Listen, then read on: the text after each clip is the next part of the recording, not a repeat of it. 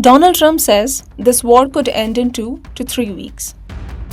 On paper, that sounds decisive, like there's a clear objective and a clear exit. But if you look at how this conflict has actually unfolded, the timeline feels less like a conclusion and more like a possibility.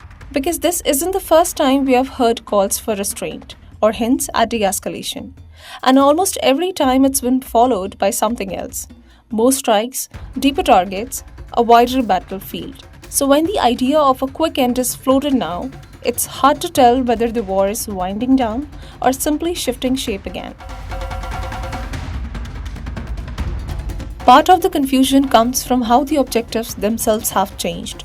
At different points, this war has been about stopping Iran's nuclear program, then limiting missile capabilities, then degrading military infrastructure.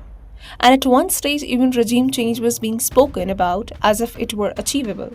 But that assumption hasn't held up easily. There have already been moments, including conversations at the highest levels, like the one involving JD Vance and Israel's leadership, where doubts have surfaced. The idea that removing or reshaping a regime in Iran would be quick, clean, or even realistic has started to look far more complicated. And when even allies begin questioning the premise, it tells you something, that this isn't a straightforward endgame. So let's assume for a moment that the war does end in the next few weeks. What does that actually leave behind? The United States may be able to claim visible gains, key targets hit, capabilities degraded, a demonstration of military reach. But beneath that, the bigger picture remains unresolved. Iran is still intact, still functioning, and still sitting exactly where it holds the most strategic leverage, near the Strait of Hormuz, a corridor through which a significant portion of the world's oil supply flows. Over the course of this conflict, Iran hasn't just observed strikes. It has shown that it can disrupt that flow, influence it, and potentially control who gets through and who doesn't. So even if it takes damage, it doesn't walk away powerless. In fact, in some ways, it may walk away more relevant than before. And then there's the question of control. Because even if Washington decides it's time to step back, that doesn't mean the war stops. Israel's position has been far more absolute.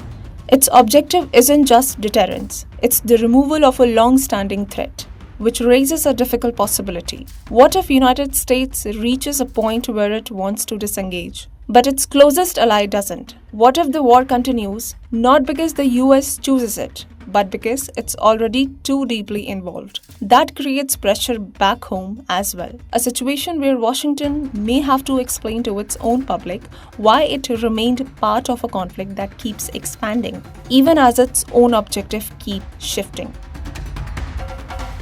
So if this war ends in 2 to 3 weeks, it won't be a clean finish. It will be a pause, shaped by competing goals, incomplete outcomes, and unresolved tensions. The US may step back without fully achieving what it set out to do. Iran may observe the damage, but retain its leverage. And Israel may still see the fight as unfinished, because in conflicts like this, the end isn't defined by a timeline. It's defined by whether the underlying objectives have actually been met. And right now, that answer is far more clear.